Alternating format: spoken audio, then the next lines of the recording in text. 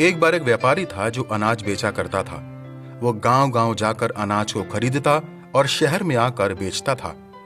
एक बार वह एक गांव से लौट रहा था और रास्ता घने जंगल का था कि तभी अचानक से 4 चोर उसके सामने आ धमके और उससे कहा, जो कुछ भी तुम्हारे पास है वो सब कुछ हमको दे दो, नहीं तो हम तुम्हें मार डालेंगे। व्यापारी ने सोचा कि अगर अभी मैंने हिम्मत नहीं दिखाई तो मैं इस जंगल से जीवित वापस नहीं जा पाऊंगा। इसलिए उसने शेर की तरह दहाड़कर कहा, तुम क्या सोचते हो कि मैं अकेला हूं? मैं अकेला नहीं, लेकिन 12 साथियों के साथ सफर कर रहा हूं। इतना कहकर उसने अपना बैग उठाया और एक एक करके चोरों को मारने लगा। जब एक चोर को चोट के कारण माथे से खून आने लगा तो उसके साथी उसे देखकर भाग गए।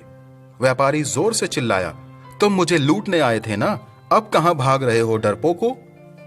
व्यापारी उठा, अपने कपड़े झाड़े और अपना काम पूरा करके जब वह घर पहुंचा तो उसने अपनी पत्नी और बेटी को पूरी घटना सुनाई।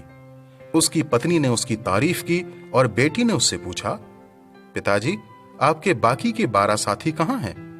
व्यापारी ने जवाब दिया, बेटा, मेरे 2 हाथ, 2 पैर, 2 आंखें और तराजू के 4 बाट, यह मिलकर 10 हैं, और 2 और साथी मेरा साहस और मेरा आत्मविश्वास है, और इन दोनों के बिना पहले 10 साथी बेकार हैं।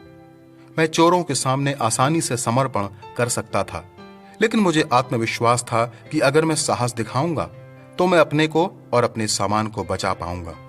बाइबल में लिखा है, यदि तो विपत्ति के समय साहस छोड़ दे तो तेरी शक्ति बहुत कम है।